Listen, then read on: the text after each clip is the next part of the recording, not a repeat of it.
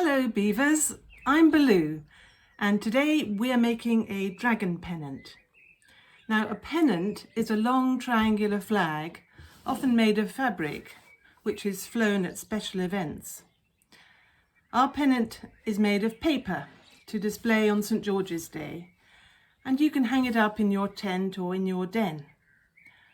Let's collect the things we need. We need a length of smooth wrapping paper, wallpaper or lining paper. This is brown paper here, and the paper needs to be about the length of your forearm and in order to hang well in your den, so not too long.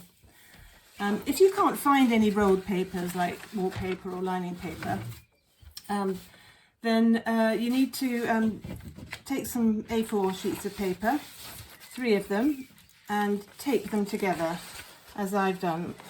Just tape them on the back lengthwise to hold them together, and that's the front of our paper. What you need now is a pencil and a rubber and felt tip pens and bold marker pens. So let's start making.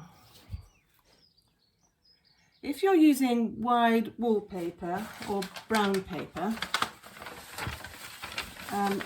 what you need to do is take your 3 fingers, like a Scout's promise, 3 fingers, and that's the width that we need roughly from the top of your paper. So I'm going to mark that 3 fingers width there, and the same on the other side over here.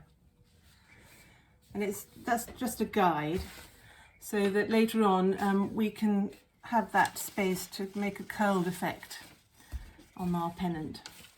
Now we make a pencil mark roughly in the middle of the bottom of the paper down here, and what we want to do is create our triangle. So use your top mark and fold your paper in from the top mark to the middle mark at the bottom, and nice good fold. Doesn't have to be exact. And then the same on the other side. That mark at the top and fold it in and press it down. That's going to be our guide for the sides of the pennant, but we want to work on it flat, so we're not going to fold it back yet. And then the exciting bit, take your pencil and imagine a dragon. Just imagine an imaginary dragon. He's big, he's strong, he has sharp thorns on his back and on his head. He has a huge feathery body, big sharp teeth, and he can breathe fire, and he can fly. Oh, what will your dragon look like?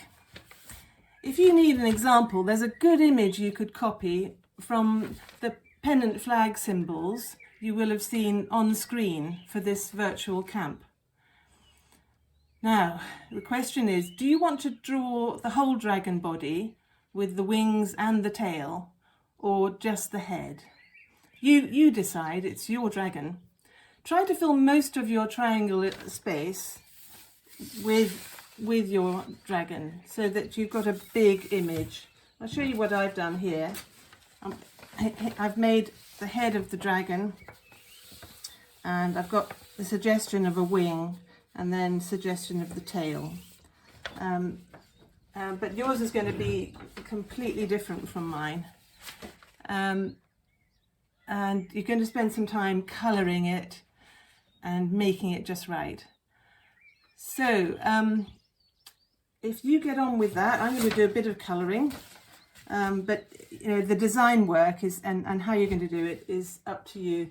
The way I did this one, just because I'm not very good at imagination, but I traced an image of a dragon from a book cover here, and I traced it like that, and then I put it upside down and drew over the lines to get the marks, and that's how I got this dragon. So it's not all my artwork, but he is filling the space, and I put the name Dragon down there. And you can do whatever you like. You can get the fire coming out of his mouth, whatever you like. I like the thorns on his back and his long eyebrows. There we go. That's my one. And the final thing is, you know, felt pens and Sharpie markers. That's going to give you a good strong outline. They're thicker than felt pens and a bit darker in colour. If you've got some of those, that's good. And then bring your dragon to life with colour.